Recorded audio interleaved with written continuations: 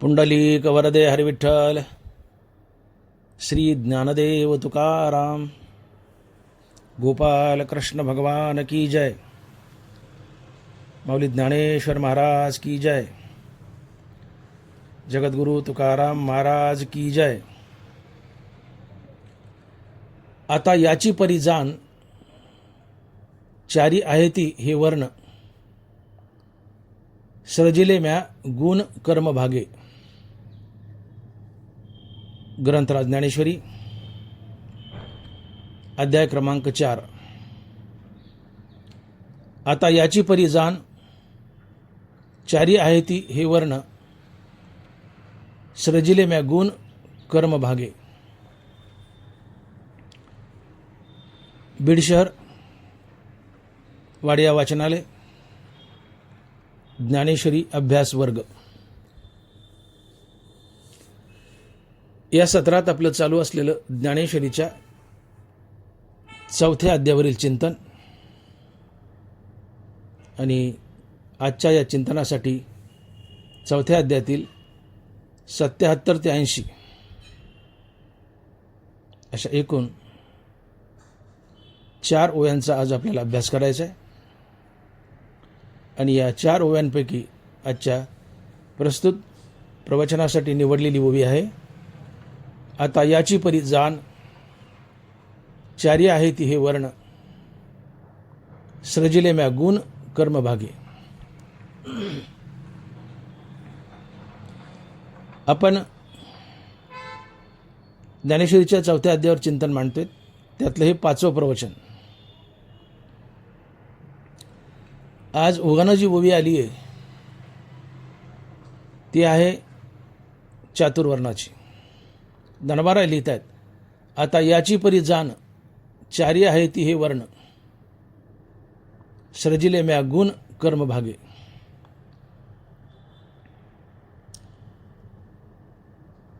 भगवान श्रीकृष्ण म्हणतायत, चातुर्वर्णाची निर्मिती मी स्वतः केली आहे.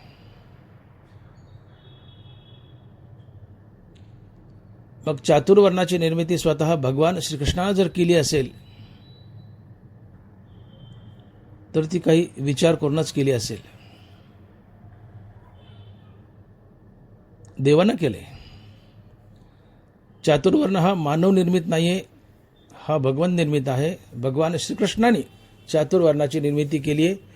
आणि म्हणून भगवान श्रीकृष्ण ज्ञानेश्वरीत बोलत आहेत आणि ज्ञानोबा लिहित आहेत, आता याची परी जाण, चारी आहे ती हे वर्ण, सृजिले म्या, हा शब्द आहे का, सृजिले म्या गुण कर्म भागे.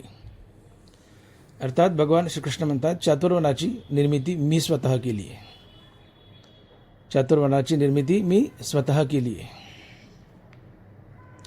तात्पर्य, चातुर्वर्ण हा भगवान निर्मित आहे, मानव निर्मित नाही आहे.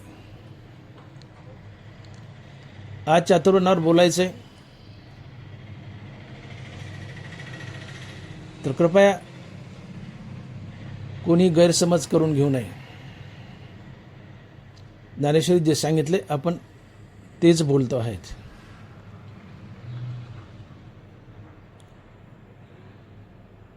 प्रथमतः तुम्ही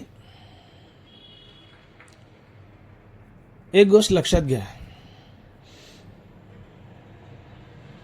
तुकोबराय काय बोलतात चातुर्वर्णाबद्दल?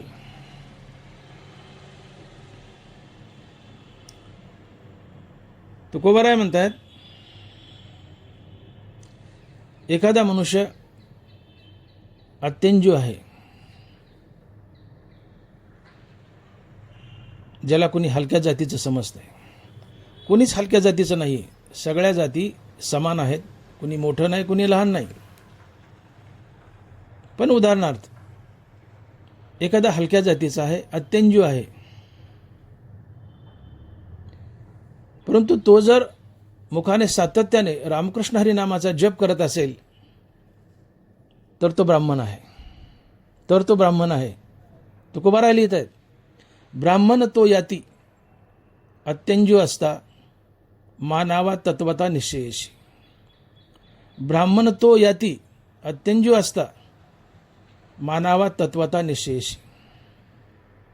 रामकृष्ण नामे उच्चारी सरळे, आठवे सावळे रूपमणी.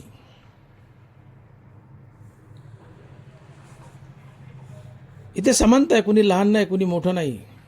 तुम्ही आम्ही एकच भगवंताची लेकरे आहोत. या कारणे मी पिता, मद्ब्रह्म हे माता, आपत्य पंडुसुता जगडंबरू. कृष्ण बोलतायत, मी विश्वाचा पिता आहे,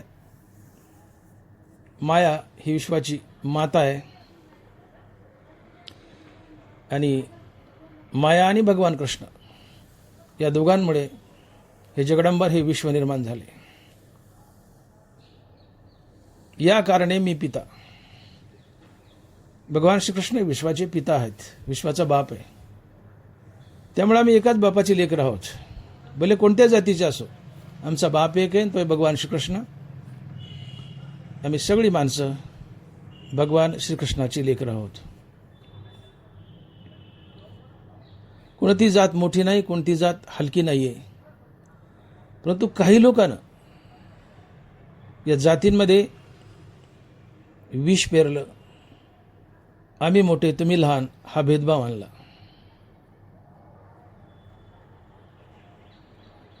तो कोबर आहे म्हणतायत, तुम्ही कोणत्याही जातीचे असा, जर तुमच्या मुखात भगवंताचं नाम असेल तर तुम्ही ब्राह्मणच आहात. तुम्ही ब्राह्मणच आहात. भले तुम्ही सध्या अत्यंजू आहात, हलक्या जातीचे आहात, पण मुखात जर रामकृष्ण हरी नामाचा जाप असेल तर तुम्ही ब्राह्मणच आहात. ब्राह्मणच आहात.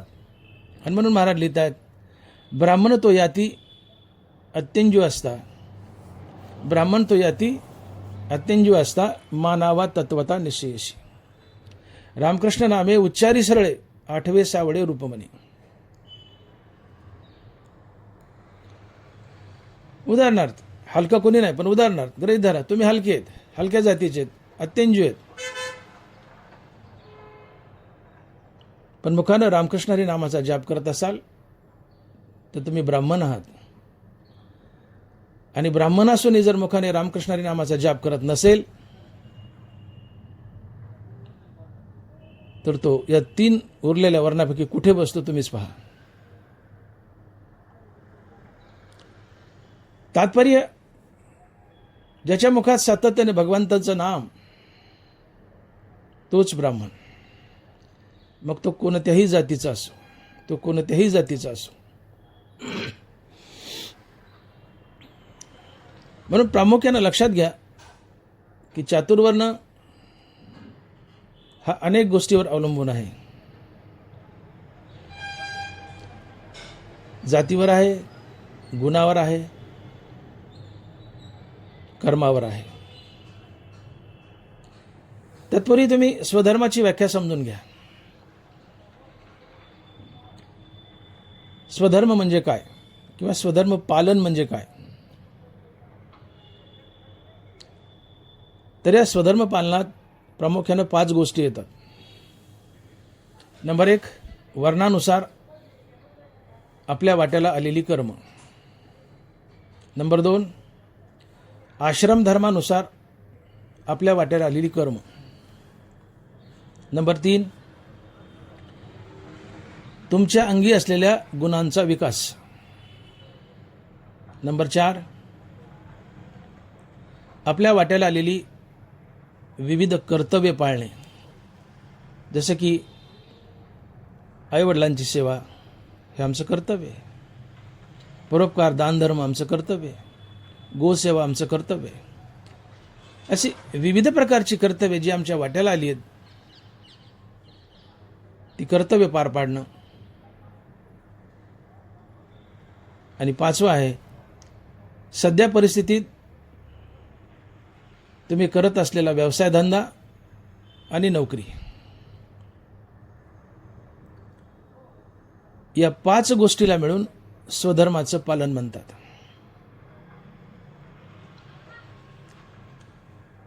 मग या 5 पैकी आज भगवंतानं अर्थात ज्ञानोबरायानं इथं प्रामुख्यानं 2 शब्द वापरलेत, गुण आणि कर्म. आता याची परी जाण 4 आहे ती हे वर्ण, सृजिले म्या गुण कर्म भागे. अर्थात चातुर्वर्णाची निर्मिती माणसाच्या अंगी असलेल्या गुण आणि कर्मावरून निर्माण झालेली आहे.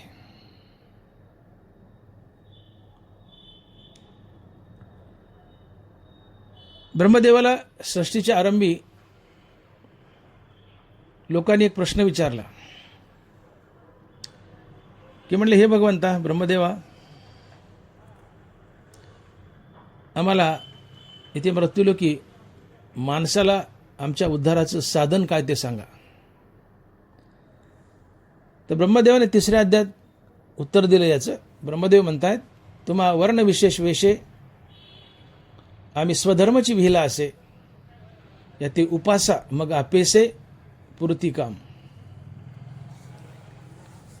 ब्रह्मदेव म्हणतात की हे लोक हो, वर्णानुसार ज्या वर्णात तुम्ही जन्म घेतलाय त्या वर्णाची कामं हाच तुमचा स्वधर्म, आणि त्या वर्णाची कामं भगवंताची पूजा म्हणून करा, ईश्वरार्पण बुद्धीने करा, फलत्यागयुक्त करा. ही कर्मच तुम्हाला मुक्ती देतील. तात्पर्य, वर्णानुसार आपल्या वाट्याला आलेलं कर्म हा आपला स्वधर्म आहे. आणि इथे जो शब्द वापरलाय, सृजिले म्या गुण कर्म भागे, तिथला कर्म शब्द सुचवतो की चातुर्वर्णानुसार आपल्या वाट्याला आलेलं कर्म, आणि या कर्मानुसार चातुर्वर्णाची निर्मिती झाली. एक गोष्ट. आणि दुसरी गोष्ट, तुमच्या अंगी असलेल्या गुणाचा विकास करणं, या गुणानुसार सुद्धा तुमचा चातुर्वर्ण ठरतो की तुम्ही कोणत्या वर्णात मोडता. मला सांगा, महाभारताच्या युद्धात द्रोणाचार्य कोण होते? द्रोणाचार्य कोण होते? द्रोणाचार्य ब्राह्मण होते, परंतु नंबर 1चे क्षत्रिय होते, नंबर 1चे धनुर्धर होते. भगवान श्रीकृष्ण बोलतात अर्जुनाला, अर्जुना, जोपर्यंत द्रोणाचार्य मरत नाही तोपर्यंत तू युद्ध कधीच जिंकू शकत नाहीस. अर्जुन सर्वश्रेष्ठ धनुर्धर आणि अर्जुनाचे गुरु द्रोणाचार्य किती मोठे असतील. द्रोणाचार्य ब्राह्मण,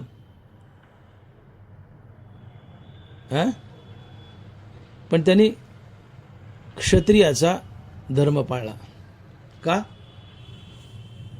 तर त्यांच्या अंगात धनुर्विद्या होती. वर्णानुसार जातीनुसार ब्राह्मण द्रोणाचार्य, पण अंगी गुण काय? धनुर्धर आहेत, सर्वश्रेष्ठ धनुर्धर. म्हणून द्रोणाचार्य ब्राह्मण असूनही क्षत्रिय होते. का बरं? वर्णानुसार ब्राह्मण आहेत ना ते, मग क्षत्रिय कसे का? तर त्यांच्या अंगी असलेला लढण्याचा गुण, त्यांच्या अंगी असलेली धनुर्विद्या. म्हणून द्रोणाचार्य ब्राह्मण असूनही क्षत्रिय होते. म्हणून तुमच्या अंगात जो गुण आहे त्याचा तुम्ही परिपूर्णतेने विकास करा. भगवंतानं प्रत्येकाला काहीतरी गुण देऊन पाठवलेलं असतं. तुकोबाराय बोलतात, कोठे काही एक आहे एक नाही. कोठे काही एक आहे एक नाही. प्रत्येकाच्या ठिकाणी कुठला ना कुठला गुण भरून भगवंत त्याला पृथ्वीवर पाठवतात, आणि त्या गुणाचा विकास करणं हे तुमचं कर्तव्य आहे. आणि त्या गुणानुसार तुमचा वर्ण ठरतो, गुणानुसार वर्ण ठरतो.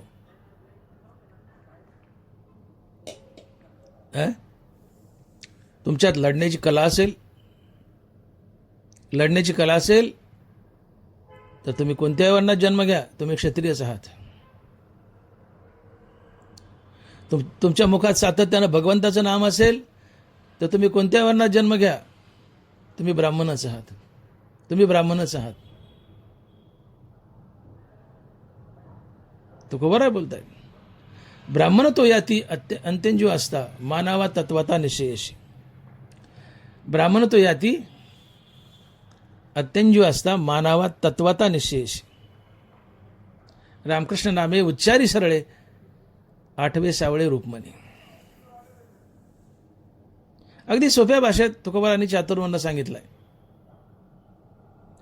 तुम्ही कोणत्या जातीचे असा, तुमच्या मुखात जर भगवंताचं नाम आहे तर तुम्ही ब्राह्मणच आहात, ब्राह्मणच आहात. रामकृष्ण नामे उच्चारी सरळे, आठवे सावळे रूपमणी. तुम्ही उत्तम क्रिकेट खेळता तर तुम्ही तुमच्या अंगी असलेल्या या क्रिकेटच्या गुणाचा विकास करावा. तुम्ही सिनेमाचा अभिनेता होण्याचा प्रयत्न करू नये. स्वधर्मे निधनम श्रेया परधर्मो भयावहा. तुम्हाला क्रिकेट चांगला खेळता येतो, तुम्ही क्रिकेटच खेळा. सिनेमाचा हिरो बनण्याचा प्रयत्न करू नका, कारण तुमच्यात गुण भरलाय देवाने क्रिकेट खेळण्याचा. अभिनयाचा गुण भरला नाही, तुम्हाला अभिनय अजिबात येत नाही, आणि तुम्ही क्रिकेट सोडून जर सिनेमाचा हिरो पाहायला चालले, सिनेमाचा हिरो बनायला चालले, तर तुम्ही फ्लॉप जाल, फेल्युअर राहाल. ते तुम्हाला जमणार नाही. काही क्रिकेटर प्रयत्न करून चुकले ना हिरो बनण्याचा. काही क्रिकेटरने सिनेमात काम केलंय बी, जमलं का नाही, फ्लॉप गेले. म्हणून क्रिकेटरने क्रिकेटच खेळावा, सिनेमाच्या हिरानं अभिनयच करावा. हा तुमच्यात गुण आहे, त्या गुणाचा विकास करा. तुम्ही उत्तम गायक आहे, तुम्ही गायकीच करा. तुम्ही सिनेमाचा हिरो बनण्याचा प्रयत्न करू नका.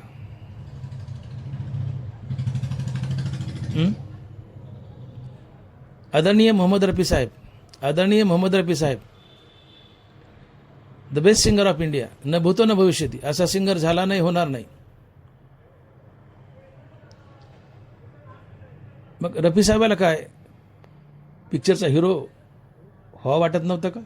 पण त्यांनी ओळखलं, माझ्या अंगात गायनाचा गुण आहे, मी गायकच बनेल, उत्कृष्ट गायक बनेल. ते उत्कृष्ट गायकच बनले, सिनेमात हिरो बनण्याचा त्यांनी प्रयत्न केला नाही. म्हणून तुमच्या अंगी जो विशेष गुण आहे त्याचाच विकास करा. हाच तुमचा स्वधर्म असतो. आणि जो गुण आहे तो गुण चातुर्वर्णापैकी ज्या वर्णात बसतो त्या वर्णाचे तुम्ही असता. मी बोललो की द्रोणाचार्य ब्राह्मण होते, पण युद्धकला येत होती, म्हणून द्रोणाचार्य ब्राह्मण असूनही क्षत्रिय होते. आणि म्हणून वर्णानुसार आपल्या वाटेली आलेली कर्म यानुसार चातुर्वर्ण ठरतो, आणि आपल्या अंगी असलेला गुण त्याचा विकास यानुसार देखील चातुर्वर्ण ठरतो. म्हणून तुम्हाला सुतारकाम सुंदर येतंय, तुम्ही लाकडत तसा गाडगे मडके घडवण्याचा प्रयत्न करू नका. तुम्हाला ते जमायचं नाही, ते चाकच फिरवता यायचं नाही, तुमची गाडगे मोडतील.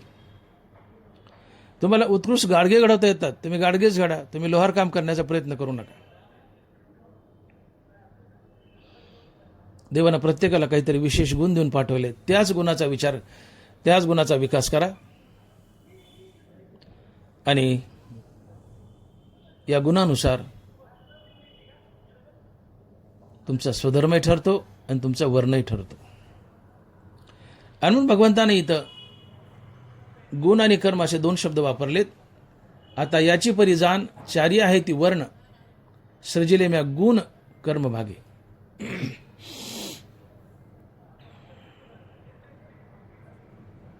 वर्णानुसार तुमच्या वाट्या आलेली कर्म आणि तुमच्या अंगी असलेला गुण याचा विकास, या दोन गोष्टीवरून चातुर्वर्ण ठरतो. सृजिले म्या गुण कर्म भागे. नरबरायनी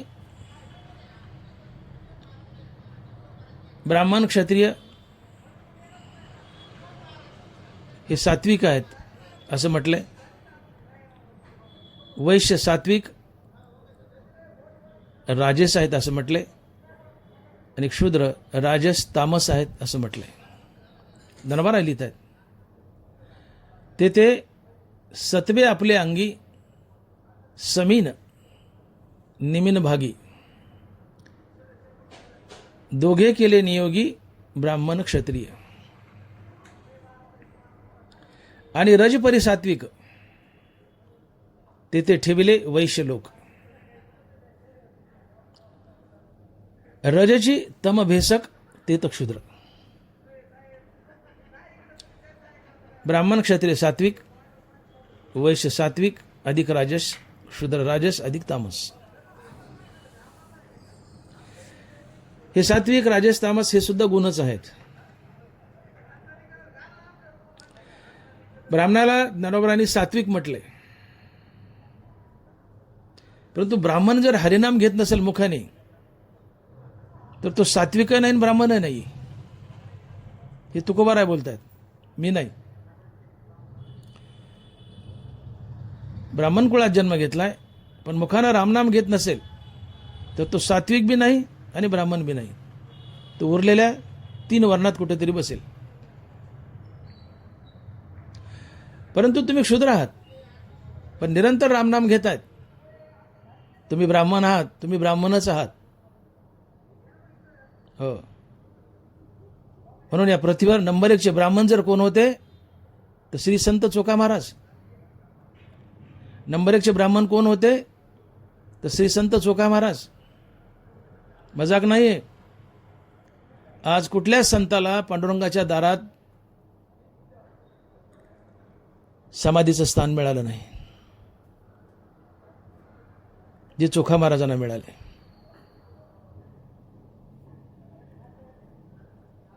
देव ज्ञानोबाच्या वेळेस ढसढसा रडला, चोखा महाराजच्या मृत्यूच्या वेळेस देव ढसढसा रडला. देव ढसढसा रडला.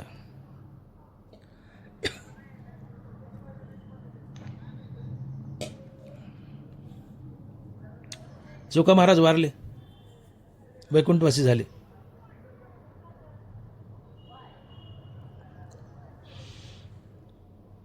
नामदेव महाराजाला बोलून घेतलं पांडुरंगानं. म्हणले, नामा माझा चोखा गेला रे. जा म्हणले आणि माझ्या चोख्याची आस्ती हाडकं गोळा करून आण. मला त्याची समाधी माझ्या दारात करायची. पांडुरंगाच्या मंदिराच्या महाद्वारात मला माझ्या चोख्याची समाधी करायची. नामदेव महाराज म्हणतात, पांडुरंगा मी त्याला कसं ओळखू? भिंत कोसळली, अनेक माणसं काम करत होते, खूप माणसं मेलीत. मी चोखा महाराज आणि त्यांची हाडकं कसे ओळखू म्हणले देवा? तिथं काहीच ओळखायला यायचं नाही. अरे म्हणले नामा जा आणि सगळी हाडं कानाला लाव. ज्या हाडातून विठ्ठल विठ्ठल नामाचा ध्वनी येईल ते माझ्या चोख्याचं हाड. नामदेव महाराज गेलेत, सगळी हाडं कानाला लावली आहेत. ज्या कानातून विठ्ठल नामाचा ध्वनी येतोय ते चोखा महाराजचं हाड. नामदेव महाराजांनी सगळी हाडं पोत्यात भरली, आणली, पांडुरंगापुढे ठेवली. स्वतः पांडुरंगानं चोखा महाराजची समाधी आपल्या स्वतःच्या अर्थात पांडुरंगाच्या दारात केली.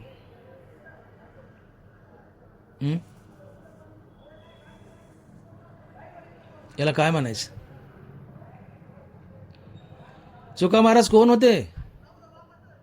भले तुमच्या नजरेत शूद्र असतील, पण पांडुरंगाच्या नजरेत चोखा महाराज नंबर 1 ब्राह्मण होते. नंबर 1 ब्राह्मण.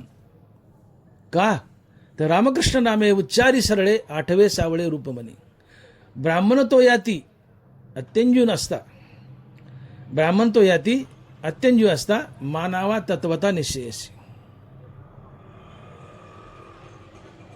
ब्राह्मण कोण? तर ज्याच्या मुखात सातत्यानं रामकृष्ण नामाचा जाप आहे तोच ब्राह्मण. मग तो कोणत्याही कुळातला, कोणत्याही जातीचा, कोणत्याही वर्णाचा असो, ज्याच्या मुखात सातत्याने रामनाम तोच ब्राह्मण. आणि ब्राह्मण असूनही जर रामकृष्ण नामाचा जाप करत नसेल तर तो ब्राह्मण नाही, तो कुठल्या तरी उरलेल्या 3 वर्णात बसेल. हे तुकोबाराय बोलतायत.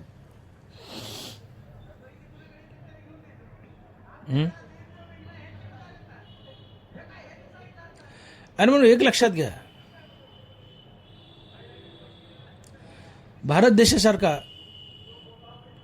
देश जगात कुठंच नाहीये. पण जातीवादानं या देशाचं मात्र केलं. आणि हा जातीवाद जर असाच टिकून राहिला तर देश पुन्हा परकीयांच्या ताब्यात जाईल आणि आम्हाला गुलामगिरी भोगावी लागेल. जितक्या अधिक जाती तितका देश दुबळा असतो. देशात एकच जात असावी, ती आहे मानवता. देशात एकच जात असावी, ती आहे ज्ञानदेव तुकाराम या एका झेंड्याखाली सर्वांनी यावं. जातीपाती मोडा. असं वाटत होतं की देश स्वतंत्र झालाय, लोक शिकतील, सुशिक्षित होतील आणि जाती मोडून जातील. पण नाही, शिक्षणानं उलट जातीला खत घातलं. लोक जेवढी शिकली तेवढी जाती अधिक बळावल्या.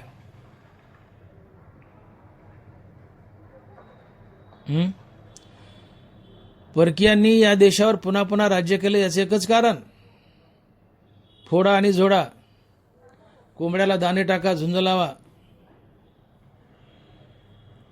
आणि दोन्ही कोंबडे मारा. देश बळकवले अक्षरशः जातीत भांडणं लावून.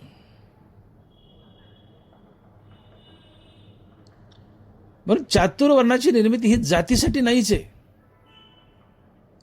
समाज व्यवस्था सुरळीत चालावी यासाठी ही चातुर्वर्णाची व्यवस्था आहे. भगवंताने चातुर्वर्णाची निर्मिती करून प्रत्येकाला कामं वाटून दिली आहेत.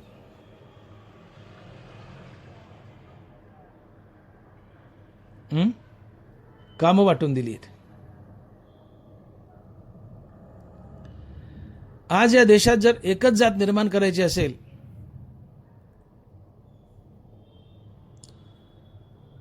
तर माझ्या बोलण्याकडे लक्ष द्या. ब्राह्मण, क्षत्रिय, वैश्य आणि शूद्र या 4 वर्णापैकी वैश्य वर्ण सर्वात मोठा आहे. ब्राह्मण एक वर्ण आहे, क्षत्रिय एक वर्ण आहे, शूद्र एकच वर्ण आहे.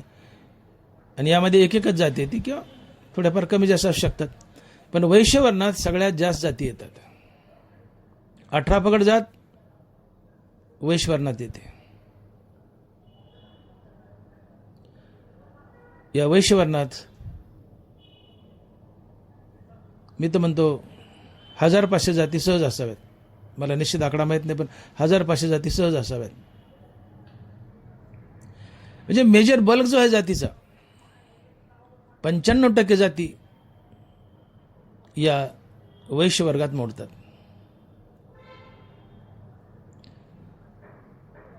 वैश्य वर्ण मिळून एकच जात तयार होते आणि ती आहे वैश्य जात.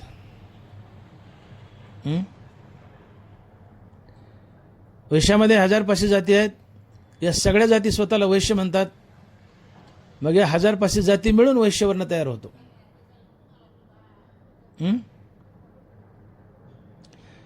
आणि म्हणून सगळे वैश्य मिळून जर एकच जात तयार होत असेल तर वैश्यवर्णातील सगळ्या जातींनी एकमेकाशी लग्न करावेत, विवाह करावेत. या देशातील जातीपातीच मोडून जातील. नाथ महाराज लिहित आहेत, धर्मपत्नी पाणीग्रहण, विवाह नेमेला सवर्ण, ते तर पंचम सप्तम तेजून स्वगोत्री लग्न करू नये. नाथ महाराज म्हणतात, विवाह नेमेला सवर्ण, वर्णांतर्गत विवाह व्हावेत. ब्राह्मणाचं ब्राह्मणाशी, क्षत्रियाचं क्षत्रियाशी, शूद्राचं शूद्राशी आणि वैश्याचं वैश्याशी. पण वैश्यामध्ये 1500 जाती येतात ना, मग या 1000 जाती मिळून एक वैश्य बनतो. मग या 1000 जातींनी एकमेकासोबत लग्न करण्याची परवानगी वारकरी संप्रदाय देतोय, ज्ञानेश्वरी देते, नाथ महाराज देत आहेत, नाथ भागवत देते. धर्मपत्नी पाणी ग्रहण विवाहा नेमिला सवर्ण, ते तर पंचम सप्तम तेजून स्वगोत्री लग्न करू नये. विवाह नेमिला सवर्ण, वर्णावर्णात किंवा वर्णांतर्गत विवाह व्हावा. मग वैश्यवर्णात जर 1000 जाती येत आहेत, उदाहरण घ्या, 1000 किती असो, 1000 मी म्हणतोय अंदाजे, वैश्यवर्णात 1000 जाती जर येतात तर सगळ्या मिळून एक वैश्य वर्ण बनतो. तर 1000 जातींनी एकमेकासोबत लग्न करावं हे ज्ञानेश्वरी सुचवते, ज्ञानोबा नाथ महाराज सुचवत आहेत. अर्थात 18 पगड जातींनी एकमेकासोबत लग्न करावं हे वारकरी संप्रदाय सांगतोय. अहो, देशातली जात निघून जाईल ना, जातच राहायची नाही, देश बलवान होईल. जितक्या अधिक जाती तितका देश दुबळा, जितक्या जाती कमी तितका देश सबळ बनतो, बलवान बनतो. म्हणून जातीचं विष मनातून काढून टाका, जातीला खतपाणी घालू नका.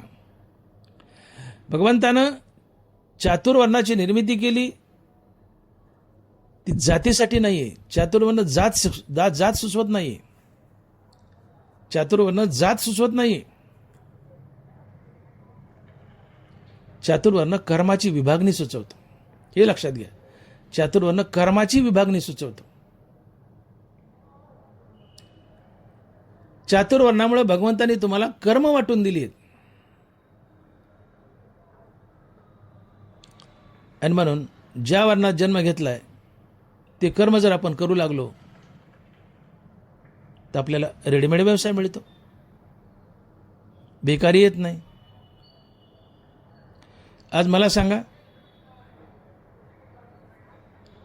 या देशात किंबहुना या जगात इतकी बेकारी की विचारू नका. अनेक त्याला गोंडस शब्द दिलाय, सुशिक्षित बेकार, सुशिक्षित बेकार. अरे सुशिक्षित आहात तर बेकार कसे? सुशिक्षित आहात तर बेकार कसे? हे समीकरणच मला कळत नाही. तुम्ही जर सुशिक्षित असाल तर बेकार असू शकत नाही. शिक्षण हे नोकरीसाठी नसतंच, शिक्षण हे विद्यार्जनासाठी असतं, आपल्या बुद्धीचा विकास होण्यासाठी असते. तुम्ही खूप शिकले आणि नोकरी मिळाली नाही तर तुम्ही स्वतःला बेकार म्हणता. आणि ही बेकारी समाजात येऊ नये म्हणून भगवान कृष्णाने चातुर्वर्णाची निर्मिती केली. बाप तुमचा शेतकरी आहे, बापाची शेती करा ना, तुम्हाला कुठं बेकारी येईल? बापाच्या गादीवर बसा, बाप जे करत होता ते करा. 95% जर वैश्य वर्ण आहे तर वैश्याची कर्म काय आहेत? किंबहुना कृषीजीने गोधने राखोनी असणे, समर्गीची विकणे महर्गी वस्तू. वैश्याला काय काय कामं सांगितली आहेत? किंबहुना कृषीजीने गोधने राखोनी असणे, समर्गीची विकणे महर्गी वस्तू. वैश्यानं शेती करावी, गोपालन करावं, व्यापार करावा, वस्तू स्वस्तात घ्यावी आणि थोडी महाग, थोड्या नफ्यानं विकावी. आता शेती, गोपालन आणि व्यवसाय धंदा आणि त्याला जोडून नोकरी सुद्धा आली. हे वैश्याचे काम आहेत. आज मुलगा रडत पडत 12वी होतो, रडत पडत 12वी, पण 12वी झाला की त्याला वाटतं मी फार उच्च शिक्षित आहे, मी शेतात काम कसं करू? का तर मी 12वी पास आहे. वाह, मी 12वी पास आहे. त्याला शेतात काम करायची लाज वाटते. आणि ते 12वी कॉप्या करून किंवा बळच पास केलेलं असते. त्याला काही योग्य नाही, ते पास होते, पुढे जाते. आज फार वाईट परिस्थिती आली शिक्षणामध्ये. आम्ही MBBSला शिकत असताना, MS ला शिकत असताना थिअरीपेक्षा प्रॅक्टिकलला जास्त महत्त्व दिलं जायचं.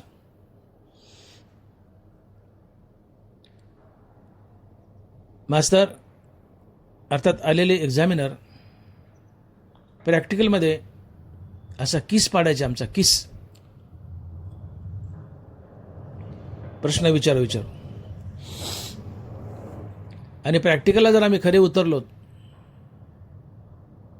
तरच ते आम्हाला पास करायचे. थिअरीमध्ये तुम्ही बाउंड्रीवर पास झाले तरी चालत होते. थिअरीमध्ये 50% मार्क मिळेल तरी बस होतं. MBBSला पासिंगला 50% मार्क लागतात. 50-51% मार्क घेतलं तरी बस झालं पासिंगचे मार्क. पण प्रॅक्टिकलमध्ये आमचा किस काढत होते, रडायला लावत होते. का? तर प्रॅक्टिकली तुम्ही डॉक्टर झालात का नाही हे कळत होतं. आजकाल कोणतीही पॅथी घ्या, प्रॅक्टिकलला सगळे पूर्व पास होतात, त्यांना काही योग्य नाही.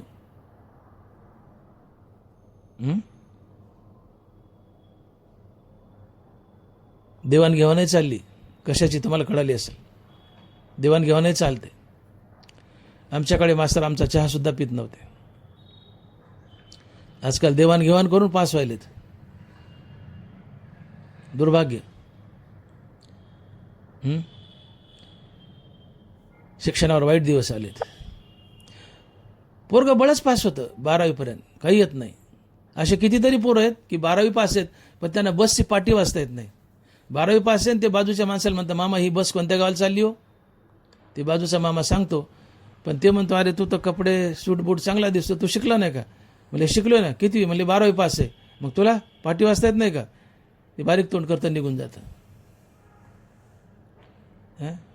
पोरं 12वी पास आहेत पण स्वतःचं नाव लिहिता येत नाही इंग्रजीमध्ये, बसची पाटी वाजता येत नाही. आणि तो स्वतःला 12वी पास समजतो आणि नोकरी मागतो. आणि बापाची 15 एकर बागायती जमीन आहे, पण ती विकायची तयारी आहे, पानटपरी टाकायची तयारी, किंवा विकून नोकरीची तयारी, पण शेती करायची नाही. तुमच्यावर बेकारी येणार नाही तर काय होईल? आज 150 कोटीचा देश, 150 कोटी नोकऱ्या आणायच्या कुठून? मुली ते स्पर्धा, मुला ते स्पर्धा, सगळ्या मुली शिकल्यात, सगळे मुलं शिकलेत. बाप शेतकरी असतो पण लग्नाच्या टायमाला म्हणतो, माझ्या पुरीला नोकरदारच पाहिजे, माझ्या पुरीला नोकरदारच पाहिजे. म्हणजे शेती करणारा जावई नकोच, आणि बाप स्वतः शेती करतोय.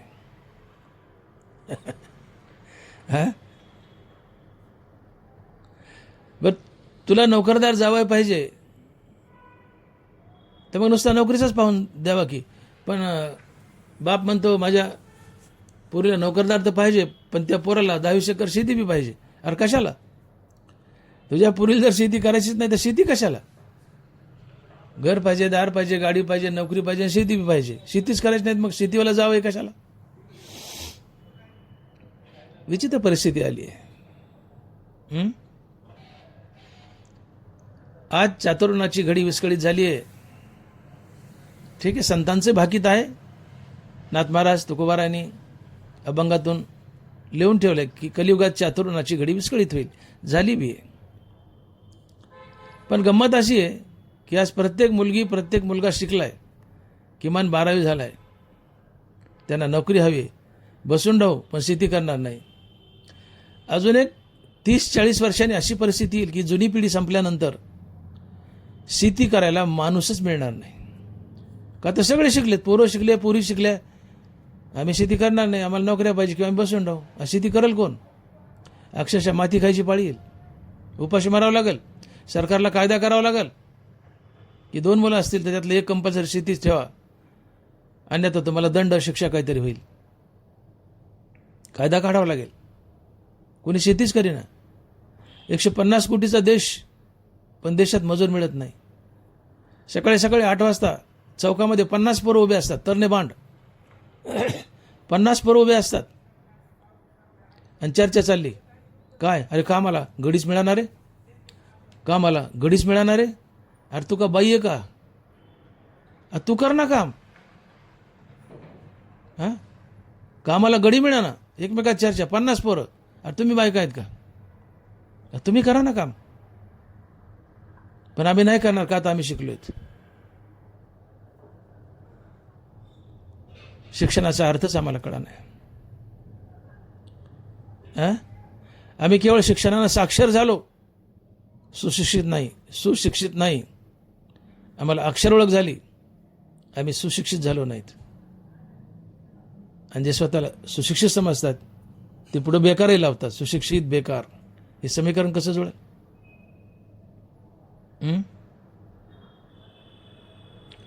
अरे नाही नोकरी मिळाली,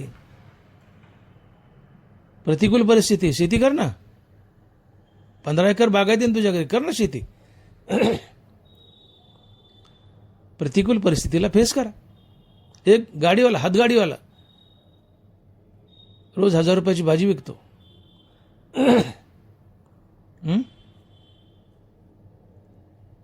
तुम्हाला नाही का जगतायत, पण नाही सुशिक्षित बेकार. लावा ना हातगाडी. पिंपळ प्रतिकूल परिस्थितीत भिंतीवर उगतो ना, त्याला अन्न न पाणी. प्रतिकूल परिस्थितीत पिंपळ जगण्याचा मार्ग शोधतो. प्रतिकूल परिस्थितीत पिंपळ जगण्याचा मार्ग शोधतो. तुम्हीही प्रतिकूल परिस्थितीत मार्ग शोधा जगण्याचा.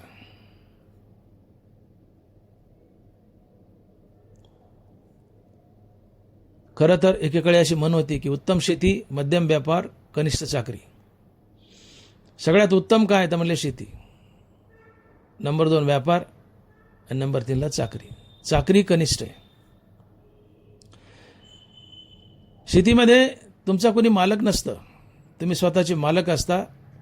आणि ज्याला कोणी मालक नाही तो राजा असतो.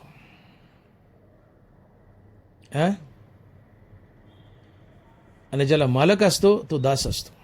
माझं वाक्य नीट ऐका. ज्याला कोणी मालक नाही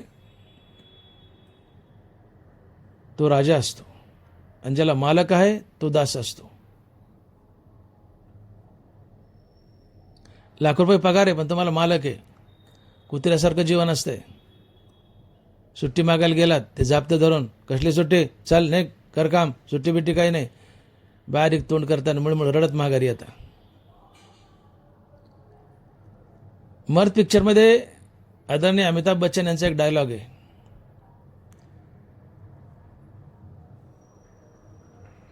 नोकर कितीही मोठा असू द्या म्हणले, लाख रुपये पगार आहे, 2 लाख पगार आहे, 3 लाख पगार आहे, नोकर कितीही मोठा असू द्या त्याची उंची मालकाच्या बुटापेक्षा जास्त नसते. नोकर किती मोठा असू द्या त्याची उंची मालकाच्या बुटाच्या टाचापेक्षा जास्त उंच नसते. अमिताभ बच्चन बोलतायत.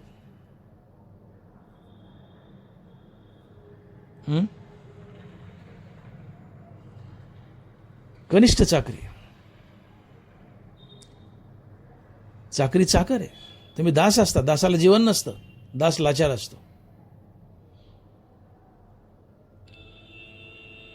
भीष्माचार्यांनी ठरवलं अंतिम युद्ध करायचं. पांडव मी उद्या मारेल, पृथ्वी निष्पांडवी करेल ही शपथ घेतली भीष्माचार्यांनी. शेवटच्या दिवशी युद्धाला चालले. त्यांच्या दासांनी त्यांचा पोशाख केलाय, चिलकत वगैरे अंगात घातले, हातात तलवार दिली आणि अंतिम युद्ध करायला निघालेत भीष्माचार्य पांडव मारायला. जाताना भीष्माचार्य म्हणले, दासांनो आजपासून तुम्ही मुक्त, आजपासून तुम्ही मुक्त, तुमचं दास्यत्व संपलं.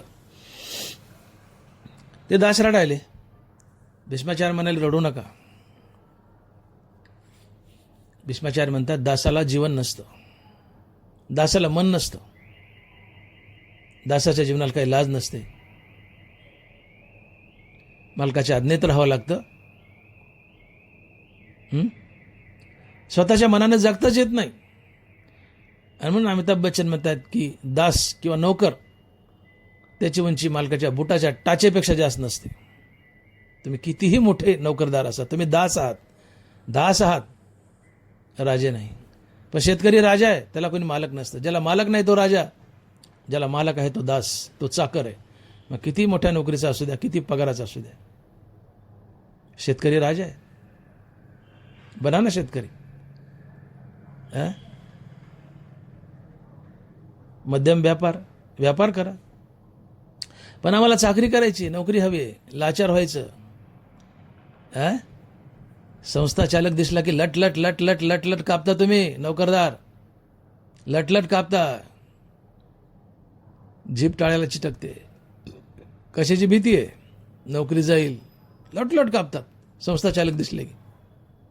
घाम फुटतो अंगाला, पुढे जायची तयारी नाही, तोंडातून शब्दच निघत नाही. लटलट कापता. दास नाही तर काय, चाकर नाही तर काय, तुमच्या जीवनाला काय लाज आहे? भले लाख रुपये पगार आहे, दास आहेत तुम्ही. बरं त्या बी नोकऱ्या मिळणार. अरे मग नाही मिळत तर बापाची शेती करा ना.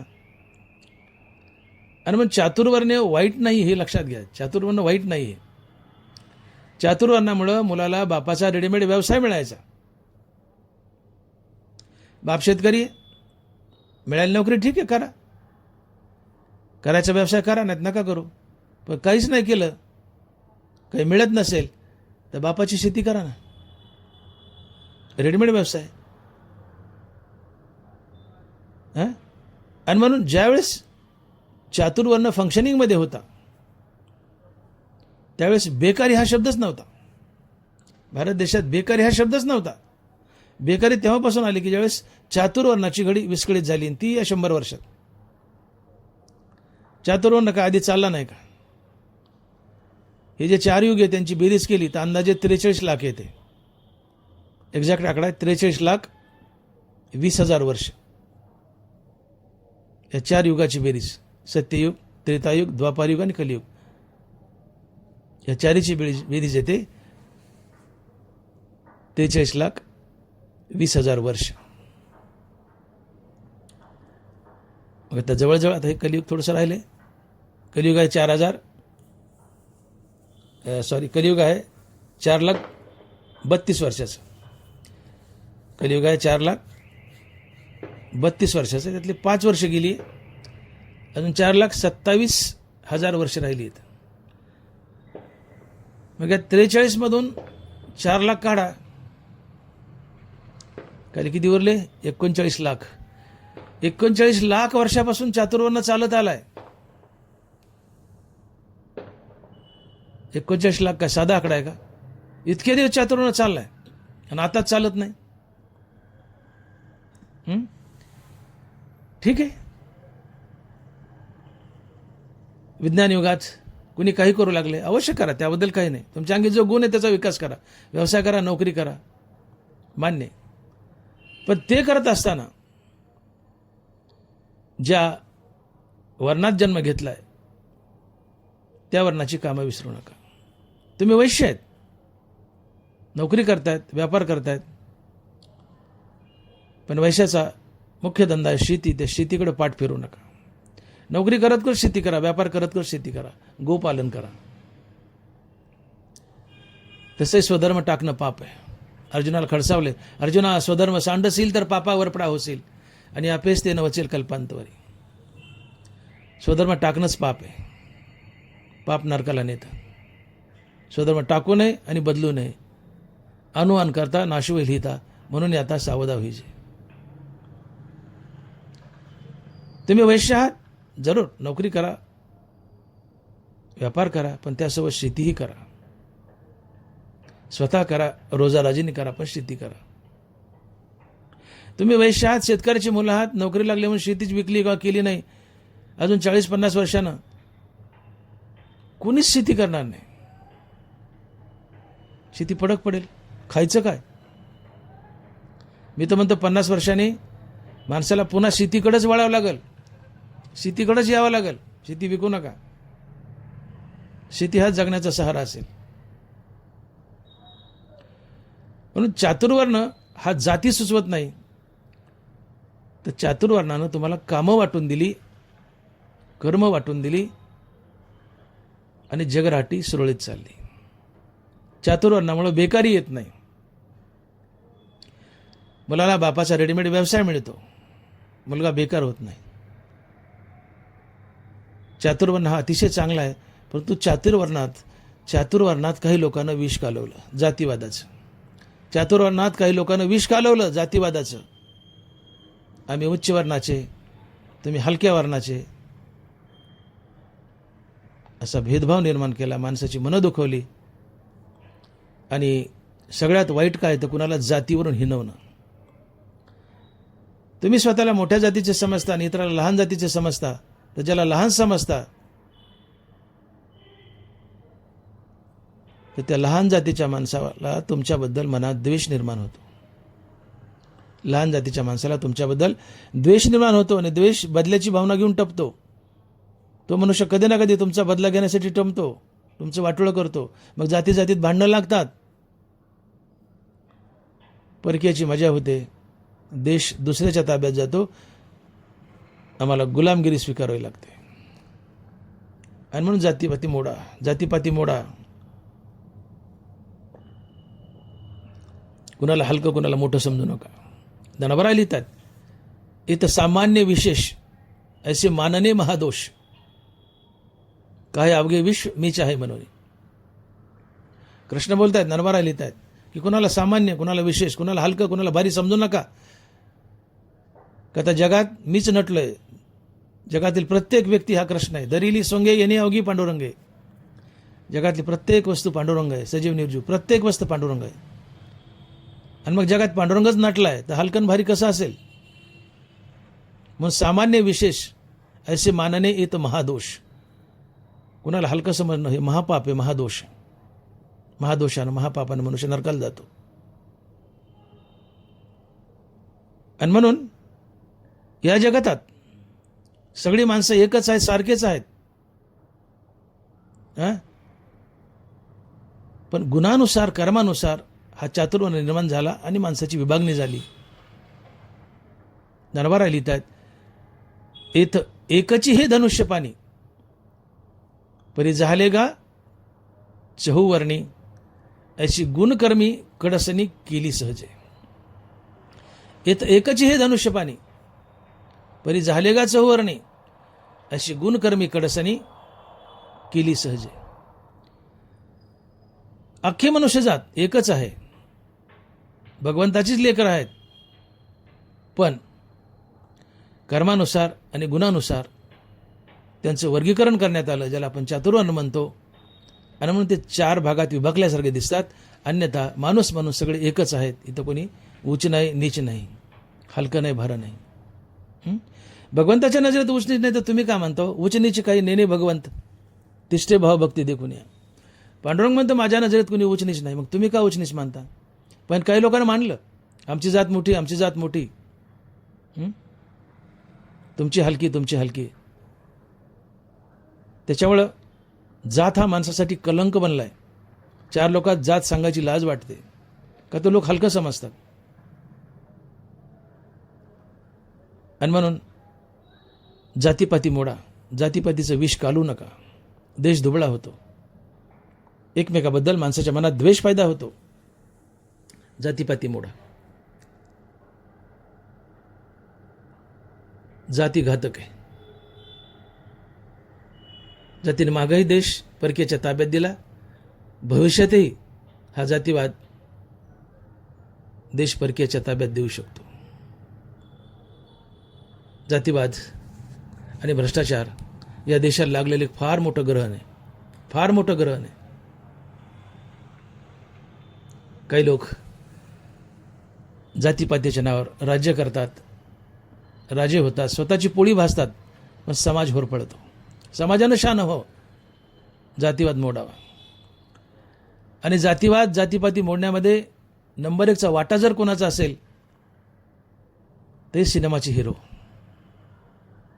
सिनेमाचे हिरो ते जात पाहत नाहीत. लग्न करताना मुलगी पाहतात, चांगली आहे ना, सुशील आहे, स्वभावानं सुंदर आहे, दिसायला सुंदर आहे, करून टाका बायको, कोणत्याही जातीचे असो. त्यामुळं जातीपाती मोडण्यामध्ये सिनेमाच्या हिरोंचा सिंहाचा वाटा आहे. त्यांचा आदर्श घ्या, त्यांचं अनुकरण करा.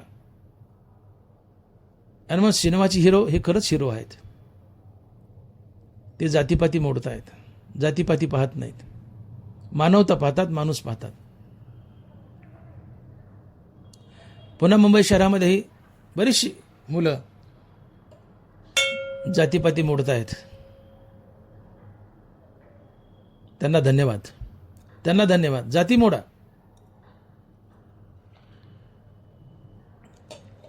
आणि म्हणून एक गोष्ट लक्षात घ्या, चातुर्वर्णात प्रामुख्यानं तुम्ही कोणत्याही वर्णात जन्म घेतला तर त्या वर्णाचं कर्म फलत्यागयुक्त केलं आणि भगवंताची पूजा म्हणून केलं तर ते कर्म तुम्हाला मुक्तीच मिळवून देतं. ते कर्म तुम्हाला मुक्तीच मिळवून देतं. मग कोणत्याही वर्णात जन्म घेतला आणि ते कर्म जर मुक्तीच मिळवून देत असेल तर बिघडलं कुठं? समजा मी वैश्य आहे, मी वैश्य वर्णाचा आहे आणि वैश्याचा धंदा आहे शेती, गोपालन, व्यापार. मग मी वैश्य वर्णात जन्म घेतलाय आणि शेती, व्यापार ही माझी कर्म मी फलत्यागयुक्त केली, देवाची पूजा म्हणून केली, ईश्वरार्पण बुद्धीने केली. तर ही कर्म जर मला भगवत प्राप्ती करून देत असेल तर वाईट काय? समजा एखादा ब्राह्मण आहे, तो अध्यात्म अभ्यासतो, लोकाला मार्गदर्शन करतो, पूजापाठ करतो, पंचांग सांगतो. हे ब्राह्मणाचं कर्म हे मोक्षच मिळून देते. जर ईश्वर आपण बुद्धीने केलं तर हे ब्राह्मणाचं कर्म हे मोक्षच मिळून देते. क्षत्रिय लढाई करतो, हे कर्म हे मोक्षच मिळून देते. वैश्य शेती करतो, व्यापार करतो, हे कर्म हे मोक्षच मिळून देते. शूद्र या तिन्ही वर्णाची सेवा करतो, कष्ट करतो, मेहनत करतो, हे कर्म हे मोक्षच मिळून देते. मग कोणत्याही वर्णाचं कर्म जर मोक्षच मिळून देत असेल, कोणत्याही वर्णाचं कर्म जर मोक्षच मिळून देत असेल तर कर्म हलका आणि भारी आलो कुठं? ब्राह्मणाने पंचांग सांगून त्याला जर मोक्षच आहे आणि वैश्याने शेती करून त्या शेतीने त्याला मोक्षच आहे, मग ब्राह्मण झाला का आणि वैश्य झाला का, फरक काय पडतोय? हा मुद्दा लक्षात घ्या की चातुर्वर्णानुसार आपल्या वाटेला आलेली कर्म हा स्वधर्म आहे आणि स्वधर्माचं पालन जर भगवत प्राप्तीसाठी केलं, आपलं कर्म जर देवाची पूजा म्हणून केलं, फलत्यागयुक्त केलं, ते कर्म देवाची प्राप्ती करून देते. मग ते ब्राह्मणाचं कर्म काय आणि वैश्याचं कर्म काय, कर्म कोणतंही असो, ते कर्म जर देवाची पूजा म्हणून केलं आणि ते मुक्तीच मिळून देत असेल तर मग शेती केली काय आणि पंचांग सांगितले काय, एकच आहे घेऊ. काय हवस आली पंचांग सांगण्यात? किंवा ब्राह्मणाला काय हवस आली शेती करण्यात? मग कुठलाही वर्ण मोठा नाही, कुठलाही वर्ण लहान नाही, कोणते कर्म मोठं नाही, कोणते कर्म लहान नाही. का तर कोणत्या वर्णात जन्म घ्या, त्या वर्णाचं कर्म जर तुम्हाला मोक्षच मिळून देत असेल तर करा की खुशाला मोक्ष मिळवा. म्हणून कर्म लहान नाही, मोठं नाही. आणि मग स्वधर्माचं पालन हे नफेखोरीसाठी नसतंय, तर ते भगवत प्राप्तीसाठी असते. मनुष्याचं शरीर स्वधर्म पालनासाठी आहे आणि स्वधर्म पालन हे मुक्तीसाठी आहे. ही गोष्ट समजून घ्या. स्वधर्म पालन हे नफेखोरीसाठी किंवा पैसा कमवण्यासाठी नाही. पैसा तर मिळेलच, नशिबात आहे तेवढा स्वधर्माचं पालन करताना, पण स्वधर्माचं पालन हे भगवत प्राप्तीसाठी आहे, लक्षात ठेवा. हनुमान ज्ञानोबा लिहित आहेत की देखे अनुक्रमाधारे स्वधर्म जो आचरे तो मोक्षु तेने व्यापारे निश्चित पावे. देखे अनुक्रमाद्वारे स्वधर्म जो आचरे तो मोक्षु तेने व्यापारे निश्चित पावे. हा अनुक्रम काय? 1, 2, 3, 4 ब्राह्मण, क्षत्रिय, वैश्य, शूद्र हा अनुक्रम आहे. मग अनुक्रमाधारे म्हणजे ज्या वर्णात जन्म घेतलाय त्या वर्णाचं कर्म आपला स्वधर्म आहे. तो स्वधर्म देवाची पूजा म्हणून केला तर त्याने तुम्हाला निश्चित मोक्ष मिळतो. हे ज्ञानोबा बोलतायत. देखिए अनुक्रमाधारे स्वधर्म जो आचरे तो मोक्षु तेने व्यापारे निश्चित पावे. मग मी वैश्याच्या कुळात जन्म घेतला, मी शेती केली, शेतीने जर मला मोक्ष मिळत असेल तर मला ब्राह्मणाचं पंचांग सांगायची काय हवस यावी? ब्राह्मणाला पंचांग सांगू द्या, क्षत्रियाला लढू द्या, मी वैश्य मला शेती करू द्या. या सगळ्याच कामाने मोक्ष आहे जर ती कर्म देवाची पूजा म्हणून केली तर. आणि म्हणून वर्ण कोणताही असो, कर्म कोणताही असो, सकाळी उठल्यापासून रात्री झोपेपर्यंत आपलं प्रत्येक कर्म हरिनाम घेत घेत कर्माभिमानाने फलेच्या टाकून कर्तव्य आणि प्रभुपूजा समजून ईश्वरा प्रीत्यर्थ व ईश्वरार्पण बुद्धीनं करा. हाच निष्काम कर्मयोग आहे आणिच भगवंताची परिपूर्ण भक्ती आहे. आणि या निष्काम कर्मयोगानं आणि परिपूर्ण भक्तीने तुम्हाला मुक्ती मिळते. हे समजून घ्या. अहो, ज्या भगवान कृष्णानं चातुर्वर्ण निर्माण केला आहे तो देव आहे ना, तो देव आहे ना. त्याला घाबरान जरा. चातुर्वर्ण मानवनिर्मित नाही आहे. माणसानं केला असं तर मग नावं ठेवा. पण चातुर्वर्ण हा भगवत निर्मित आहे, कृष्ण निर्मित आहे. कृष्ण बोलतायत आता याची परी जाण चारी आहे ती हे वर्ण सर्जिले म्या गुण कर्म भागे. सर्जिले म्या गुण कर्म भागे. म्या म्हणजे मी. जुन्या काळात म्या म्हणायचे. म्या पाणी आणलं, हां, म्या शेतात काम केलं, म्या वैरण आणली, म्या बैल सांभाळले. जुन्या काळी म्या, त्याला आता पण मी म्हणतो. सर्जिले म्या गुण कर्म भागे. देव म्हणतात मी निर्माण केला चातुर्वर्ण. का? तर तुम्हाला रेडीमेड व्यवसाय मिळतो, बेकारी येत नाही, हां, कर्म हलकभारी नाही. कोणत्या वर्णात जन्म घ्या, ते भगवंताची पूजा म्हणून केलं तर ते मुक्तीच मिळून देत आहे. तुम्हाला भगवत प्राप्ती सोपी झाली. मग कोणत्याही वर्णात जन्म घेतला आणि ते कर्म जर देवाची पूजा म्हणून केली आणि त्यांनी मुक्तीच मिळत असेल तर मग वर्ण हलका भारी आला कुठं आणि कर्म हलका भारी आलं कुठं? मी बोललो ना, मी शेतकरी आहे, वैश्याचा मुलगा आहे आणि शेतीचं कर्म जर देवाची पूजा म्हणून केली आणि मला जर त्यांनी मोक्ष मिळत असेल तर मला ब्राह्मण व्हायची हवस काय? हां, मी का डोंगरात जाऊन तप करावं? मी का पंचांग सांगावं? मी का भिक्षुक करावी? मला काय हवं चालेल त्याची? मी शेतकरी, शेतीच करा ना देवाची पूजा म्हणून. माझी शेतीच मला मोक्ष मिळून देईल. म्हणून वर्णामध्ये कोणी हलकं नाही भारी नाही, ही गोष्ट लक्षात घ्या. सगळे वर्ण सारखे आहेत. सगळ्या वर्णाची कर्म सारखीच आहेत. सगळ्या वर्णाची कर्म देवाची पूजा म्हणून केली तर ते मुक्तीच मिळून देतात. आणि म्हणून आपला वर्ण हलका नाही, आपली कर्मही हलकी नाहीत असं समजा. तुम्ही कोणत्या वर्णात जन्म घ्या, तो वर्ण मोठाच आहे, त्या वर्णाची कर्म मोठीच आहेत आणि ती मुक्तीच मिळून देतात जर ती फलत्यागयुक्त केली आणि देवाची पूजा म्हणून केली तर. आणि म्हणून भगवंताने चातुर्वर्ण निर्माण केला आहे. सगळ्याला रेडीमेड व्यवसाय मिळावा, समाजात बेकारी येऊ नये आणि तुम्हाला सहज भगवत प्राप्ती व्हावी, यामुळं हा चातुर्वर्ण निर्माण केला आहे. सगळ्यात मोठा फायदा चातुर्वर्णामुळे रेडीमेड व्यवसाय मिळतो, समाजातली बेकारी जाती. आज देशामध्ये काय बेकारी आहे, कुणाला काम नाहीत, बुमलालीत नुसते काम नाही, नोकऱ्या नाहीत. अरे काय करायचं नोकऱ्याचं? बापाची 15 एकर शेतीन बागायती, कर ना शेती, कर ना स्वधर्माचं पालन. स्वधर्माचं पालन कुणी करेनच गेले. आणि करतील तरी कसं? करतील तरी कसं? समाज कोणाचा आदर्श घेतो? धनभारा लिहितात येतं, वडील जे जे करीती तया नाव धर्म ठेवती आणि तेच एर अनुष्ठिती सामान्य सकळ. नीट ऐका होई.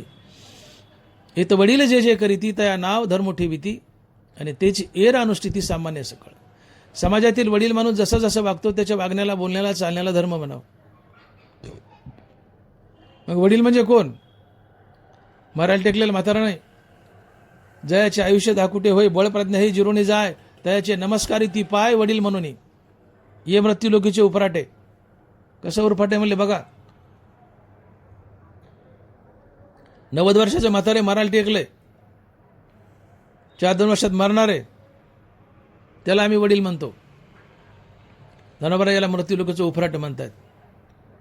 जयाचे आयुष्य धाकुटे होय, बळप्रज्ञा हे जिरोने जाय, तयाचे नमस्कारी ती पाय वडील म्हणून. 90 वर्षाचं म्हातारं मारायला टेकलंय, बसली जागा उठाना, तो वडील नसतो. मग वडील कोण? श्रुती स्मृतीचे अर्थ आपणची होनी मूर्त, अनुष्ठाने जगा देत वडील जे जे. जो वेदासारखं वागतो आणि वेदाचा धडा समाजाला देतो तो वडील असतो. मग वेदासारखं वागतो आणि वेदाचा धडा समाजाला देतो तो संत असतो. म्हणून वडील म्हणजे संत. आणि म्हणून हे तर वडील जे जे करीती, याचा अर्थ हे तर संत जे जे करीती तया नाम धर्म ठेविती आणि तेच एर अनुष्ठिती सामान्य सकळ. अर्थात संत जसा वागतो समाज त्याचा आदर्श घेतो, त्याच्या पायावर पाय टाकतो. आणि म्हणून हे असे स्वभावे, म्हणून कर्म न सांडावे, विशेषी आचरावे लागे संती. संतांना बंधन घातले, हे असे स्वभावे, म्हणून कर्म न सांडावे, विशेषी आचरावे लागे संती. संत जसा वागेल समाज त्याचं अनुकरण करतो, आणि म्हणून संतावर बंधन आहे, त्याने विशेष करून कर्म करावं, कर्म टाकू नये. सर्वज्ञ येथे अतिला सर्वज्ञ ते, समर्थू जे येथे अतिला सर्वज्ञ ते, त्याने सविशेष कर्मा ते त्याज्यावे ना. ज्ञानोबा आहे. समर्थू जो येथे अतिला सर्वज्ञ ते, त्याने सविशेष कर्मा ते त्याज्यावे ना. जो समर्थ आहे, जो संत आहे, त्याने आवर्जून कर्म करावं, कर्म टाकू नये. का? तर समर्थ म्हणजे संत. संत जसा वागेल तसा समाज वागतो आणि तो धर्म ठरतो. संताचं वागणं, चालणं, बोलणं, प्रत्येक क्रिया ही धर्म असते. संत बोलेल तोच धर्म. जयाचे बोलू धर्मुजे, देठी महासिद्धी तेवे, स्वर्ग सुखादी ये खेळू जायचं. जया भक्तीची येतुली प्राप्ती, जे कैवल्या ते पर्वते सरमणती, जयाचे लिले माझी नीती जी आली दिसे. संतांच्या तोंडातून निघालेला प्रत्येक शब्द धर्म असतो. संत करेल तोच धर्म, संत वागेल तेच धर्म, संत बोलेल तेच धर्म.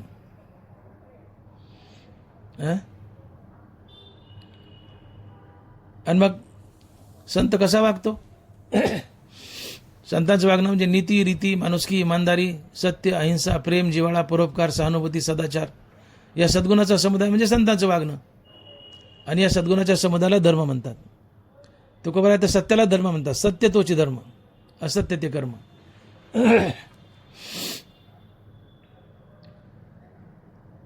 भगवान कृष्णाची अर्जुनावर पूर्ण कृपा झाली. का? तर अर्जुन रीतीने वागत होता.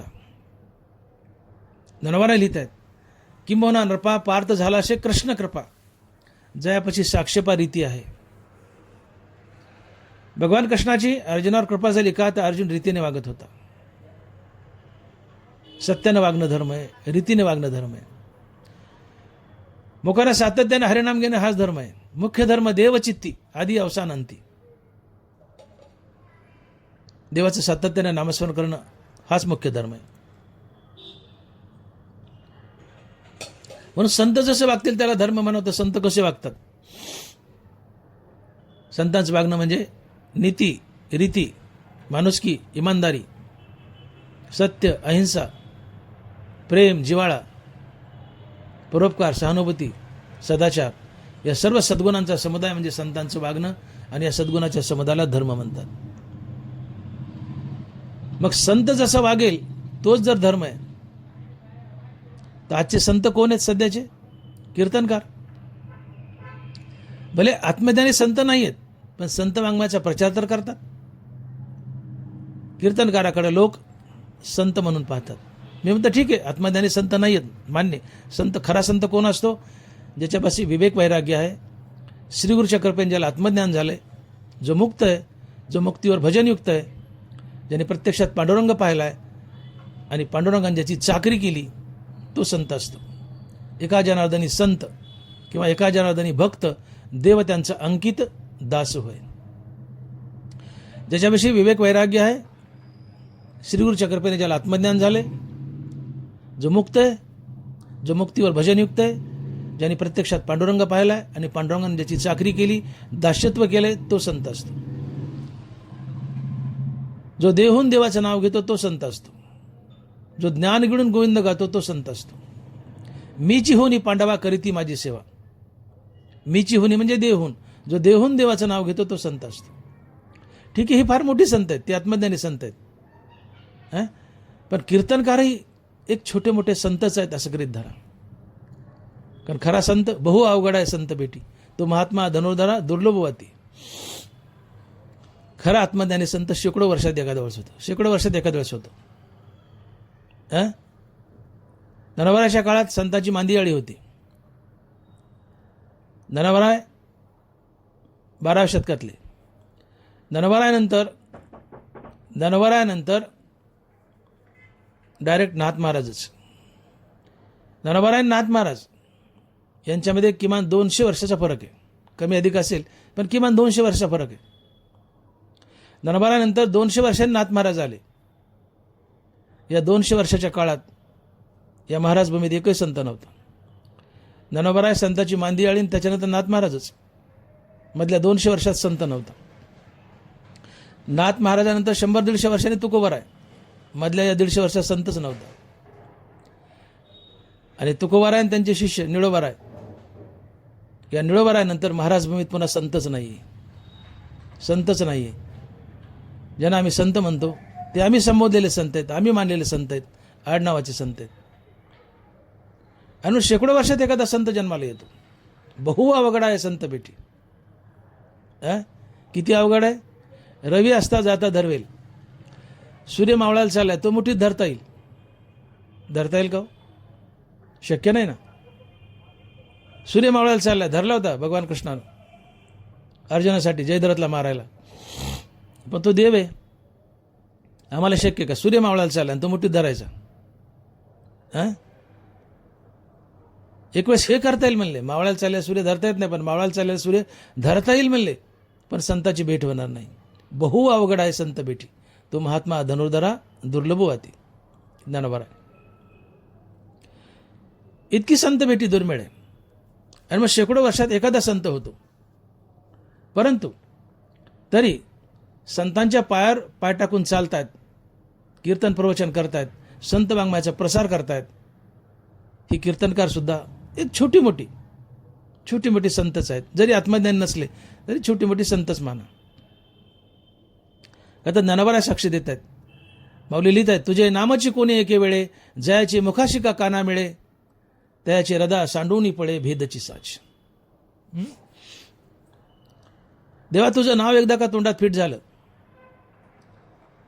तर त्या माणसाच्या हृदयाला भेद अर्थात द्वैत केव्हाच सोडून जातं. तो अद्वैतात उभा असतो नुसत्या नामाच्या बळावर, आणि तो एक छोटा मोठा संतच असतो. जो अद्वैतात जगतो तो संतच असतो, भले आत्मज्ञान नाही झालं तरी.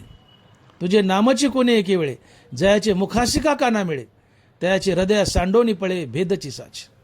देवा तुझं नाव का एकदा तोंडात फिट झालं तर त्याच्या हृदयाला भेद अर्थात द्वैत केव्हा सोडून जातं, आणि तो एक छोटा मोठा संतच असतो, जरी आत्मज्ञान झालं नाही तरी. आणि म्हणून कीर्तनकार जे नित्य नाम घेत आहेत ते एक छोटे मोठे संतच असतात, भले आत्मज्ञान झालं नाही तरी. मग कीर्तनकार सध्या समाजाचा आदर्श आहेत. इथं वडील जे करते कीर्तनकार वडील आहेत. मग कीर्तनकार नुसतं कीर्तन करत फिरतायत. एखादा कीर्तनकार वैश्य जातीचा आहे. सध्या 95% कीर्तनकार वैश्य जातीचे आहेत. उरलेले 5% असू द्या ब्राह्मण क्षत्रिय वगैरे वगैरे, पण 95% कीर्तनकार ही शेतकऱ्याची लेकरं आहेत, व्यापाऱ्याची लेकरं आहेत, वैश्य जातीचे आहेत. मग वैश्याला काय कामं सांगितली देवाने? किंबहुना आकर्षित जेणे गोधने राखून असणे, समर्गीची विकणे महर्गी वस्तू. काय करावं? वैश्यानं शेती करावी, वैश्यानं शेती करावी, गोपालन करावं, व्यापार करावा. मग आज कीर्तनकार यापैकी काही करतायत का? नुसतं कीर्तन करणं आहे, तुमच्यात गुण मान्य, गुणाचा विकास हाही स्वधर्मच ठरतो, पण नुसतं कीर्तन करणं म्हणजे वैश्य धर्माचं परिपूर्ण पालन आहे का? ज्ञानेश्वरी वैश्याला काय बंधन घालते? त्यांनी शेती करावी, गोपालन करावं, व्यापार करावा. तुम्ही कीर्तन करा, पण कीर्तन करत करत तुम्ही शेतकऱ्याची लेकर आहेत, वैश्य तर शेती जरूर करा. आज किती कीर्तनकार शेती करतायत? ज्या गडावर राहतात, ज्या मठात राहतात, तिथं गाजरगाव उगलं एक तिरमी सुद्धा उपटत नाही. त्या गाजराची, त्या गाजरगावताची एक तिरमी उपटत नाहीत. 50 नौकर हाताखाली आहेत. कीर्तनकारानं जर कर्म टाकलं तर समाज काय आदर्श घेईल? भगवंताने त्याच्या काळात कर्म केली. भगवान कृष्ण बोलतायत, मी मृत गुरुपुत्र आणिला, हा पवाडा तुवा देखिला, तोही उगला मी कर्मी राहते. अर्जुना, मी माझे गुरु सांदीपानी यांचा मेलेला मुलगा आणून दिला. मला कुठल्या कर्माची गरज नाही, मी आत्मतुष्ट आहे. परंतु मी जर नुसते आत्मानंदात तल्लीन राहिलो तर समाजाला मार्ग कोण दाखवेल? संत आणि भगवान हे समाजाला मार्ग दाखवतात.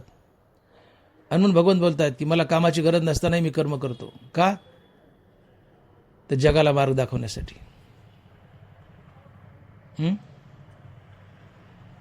आणि म्हणून देवानं कर्म केलं.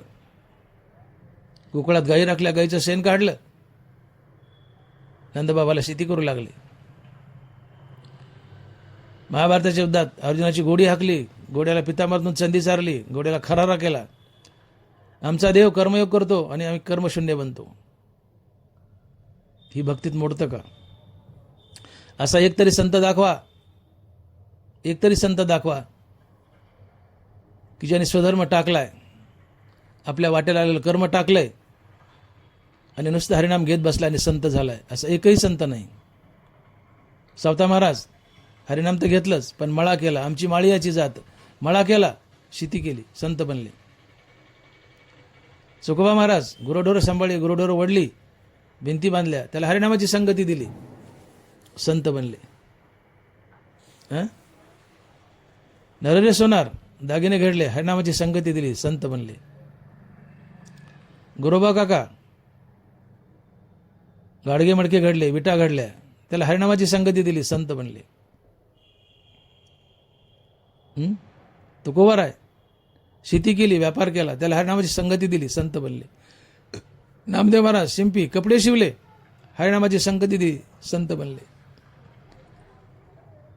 असा एकही संत नाही की ज्यांनी मोक्ष प्राप्तीच्या आधी स्वधर्म टाकलाय, कर्म टाकली आणि नुसतं हरिनाम घेत बसलाय आणि संत झालाय.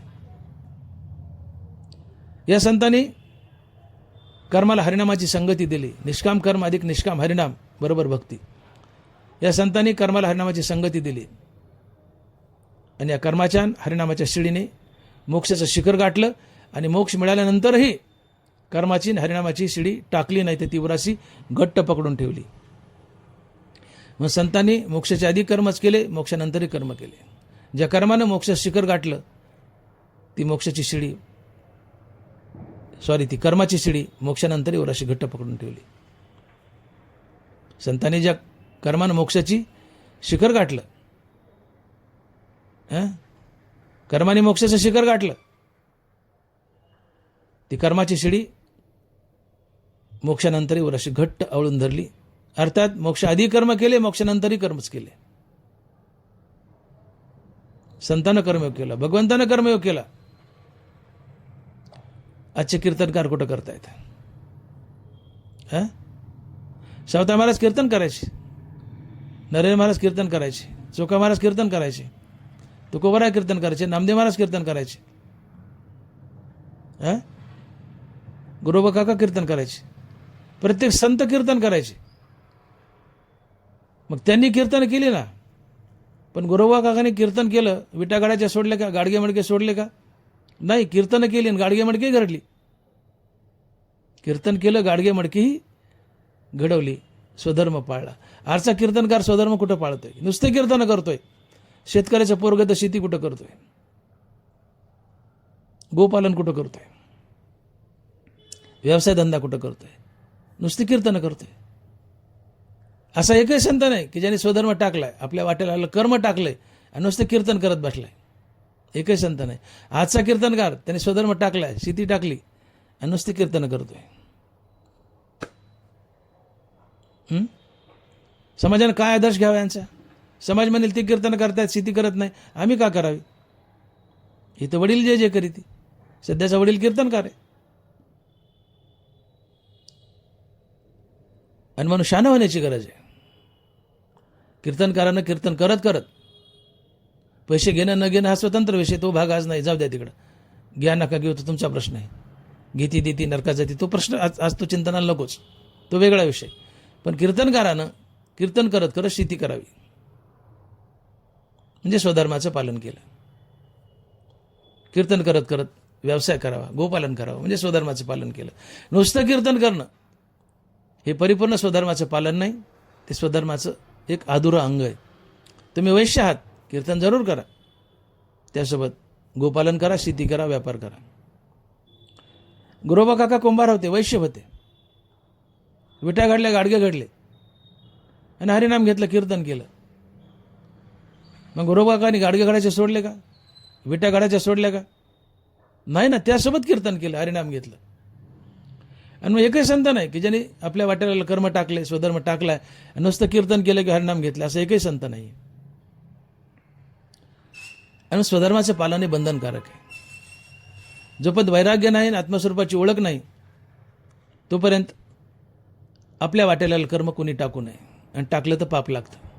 नरवारा लिहितात, जव निरार्थता नाही तो व्यापारू असे पाही, मग संतुष्टीचे ठाई कुंटे सहज. जव निरार्थता नाही, आर्थ म्हणजे इच्छा, निरार्थ म्हणजे निरीच्छ अर्थात वैराग्य. जेव्हा निरार्थता नाही तर व्यापारू असे पाहिजे, मग संतुष्टीची ठाई कुंटे सहज. जेव्हा आत्मादर्शन होय तर कर्म करणे की ठाय, आणि करणे आहे ते आयास्वादी. आणि म्हणून जोपर्यंत वैराग्याची प्राप्ती नाही, आत्मस्वरूपाची ओळख नाही, तोपर्यंत आपल्या वाटेला कर्म टाकलं तर दोष लागतो, पाप लागतं. आणि तुकोबा अशा माणसाला अधम, लंड आणि पापी म्हणतात. न बाणता स्थिती अंगी कर्म त्यागी लंडतो, तुका म्हणे अधम त्याशी भक्ती दुषी हरीची. तुकोबाराचे शब्द आहेत. न बाणता स्थिती अंगी कर्म त्यागी लंडतो, तुका म्हणे अधम त्याशी भक्ती दुषी हरीची. जोपर्यंत आत्मस्थिती नाहीये, वैराग्य नाहीये, तोपर्यंत आपल्या वाटेला आलं कर्म टाकू नये. आणि वैराग्य नाही, आत्मस्वरूपाची ओळख नाहीये, त्याच्या आधी कर्म टाकलं तो भक्तीला भूषण नसून दूषण आहे, तो लंड आहे, पापी. हे तुकोबाराय बोलतायत. न बाणता स्थिती अंगी कर्म त्यागी लंडतो, तुका म्हणे अधम त्याशी भक्ती दुषी हरीची. आत्मस्थिती नाही, आत्मस्वरूपाची ओळख नाहीये, आणि कर्म टाकले, नुसता नाम घेत बसलाय, तुकोबाराय म्हणतायत तो भक्तीला भूषण नसून दूषण आहे, तो लंड आहे, पापी आहे. याचाच अर्थ असा होतो की आपल्या वाटेला स्वधर्म, आपल्या वाटेला कर्मदेवाची पूजा म्हणून करा, आणि त्याच्यासोबत हरिनाम घ्या. हा निष्काम कर्मयोग आहे, ही परिपूर्ण भक्ती आहे. तुम्हाला मुक्ती मिळेल, दोष लागणार नाही. आणि म्हणून स्वकर्म टाकायचं, नुसतं हरिनाम घेत बसायचं, हा दोष आहे, तो लंड आहे, पापी, आणि भक्तीला भूषण नसून दूषण आहे. आणि मग ज्ञानोबा लिहितात की स्वधर्म साकडू देखोनी केला कडू, तरी मोक्ष सुरवाडू अंतरला की. स्वधर्म साकडू देखोनी केला कडू, तरी मोक्ष सुरवाडू अंतरला की. स्वधर्म करायला कठीण आहे, शेती करायला कष्ट पडतात, उन्हातानात नको वाटतं, म्हणून कीर्तन करायचे, शॉर्टकट मारायचा. ज्ञानोबा म्हणतात मोक्ष दुरावेल. स्वधर्म साकडू देखून गेला कडू, तरी मोक्ष सुरवाडू अंतरला की. तुम्ही वैश्य आहेत, 95% कीर्तनकार वैश्य आहेत, तुमचा स्वधर्म शेती आहे, गोपालन आहे, व्यापार आहे, ते करत नाही, नुसतं कीर्तन केलं. नुसतं कीर्तन परिपूर्ण स्वधर्म नाही आहे. त्यासोबत शेती आणि गोपालन सांगितलंय. मग शेती टाकली, गोपालन टाकलं, आणि नुसतं कीर्तन करत बसलं, तर स्वधर्म साकडू देखून केला कडू, मग पुढं काय, मोक्ष सुरवाडू अंतरला की. कीर्तनातून आम्ही मोठा जयघोष करतो, गाईचं पालन करा, गाई पाळा, गोपालन करा, असे अनेक कीर्तनकार सांगतात. गोपालन करा असं सांगणाऱ्या कीर्तनाच्या घरी किती गाई आहेत? नाही, मला सांगा. गोपालन करा असं कीर्तनकार सांगतात, त्या कीर्तनकाराच्या घरी किती गाई आहेत? एक नसती गाय. मायबापाला सांभाळा असे म्हणणार कीर्तनकार. त्यांच्या घरी जाऊन पहा, खरंच ते मायबापाला सांभाळतात का? सांभाळत असतील, पण सांभाळतात का? शहानिशा करा. लोका सांगे ब्रह्मज्ञान, आपण कुरडे पाषाण.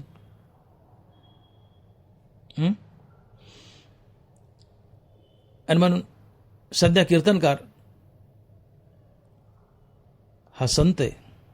भले आत्मज्ञानी संत नाही, पण संत मार्गावर चालतो, संत वाङ्मयाचा प्रसार करतो, म्हणून छोटा मोठा संतच म्हणू आपण त्याला. आणि समाजात अशी रूढ आहे की संत जसा वागेल समाज त्याचं अनुकरण करतो, अर्थात कीर्तनकार जसा वागेल समाज त्याचं अनुकरण करेल.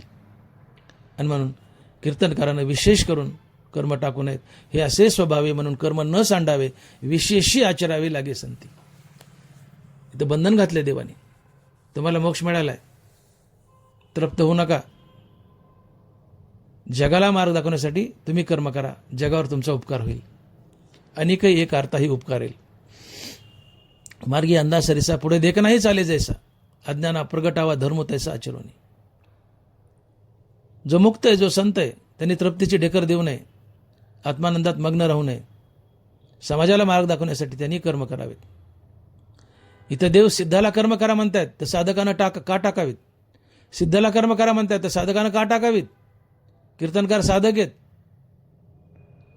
देव बंधन घालतात, सिद्ध हो, सिद्ध संत हो, कर्म करा. कीर्तनकार तुम्ही साधक आहेत, तुम्ही का कर्म टाकता? देवानं सिद्धाला कर्माचं बंधन घातलंय, तर साधकानं का टाकावे? कर्म करा, शेती करा, व्यापार करा, नोकरी करा, व्यवसाय करा. तुम्ही वैश्य आहात, 95% कीर्तनकार, वैश्याची कामं करा. अन्यथा स्वधर्म साकडू देखोनी केला कडू, तरी मोक्ष सुरवाडू अंतरला की. ही पनिशमेंट लक्षात ठेवा ज्ञानोबांनी दिलेली. आणि म्हणून आज समाजाची विस्कळीत परिस्थिती झाली. भले तुकोबराय नाथ महाराज लिहितात की कलियुगात चातुर्वर्णाची घडी विस्कळीत होईल. झाली आहे, मान्य आहे. कुणी काही करू लागले, असू द्या, विज्ञान युग आहे. पण तुम्ही ज्या व्यवसायात उभे आहात तोच व्यवसाय देवाची पूजा म्हणून करा. तुमच्या अंगात जो गुण आहे त्याचाच विकास करा. हाच तुमचा स्वधर्म, हीच भगवंताची पूजा. हेच कर्म निष्काम भावनेने करा, फलत्यागयुक्त करा. हेच कर्म तुम्हाला मुक्ती मिळवून देतील. आणि म्हणून एक गोष्ट लक्षात घ्या की चातुर्वर्ण हा जातीवाद सुचवत नाही. भगवान श्रीकृष्णाने स्वतः चातुर्वर्णाची निर्मिती केली, तर हा चातुर्वर्ण जातीवाद सुचवत नाही.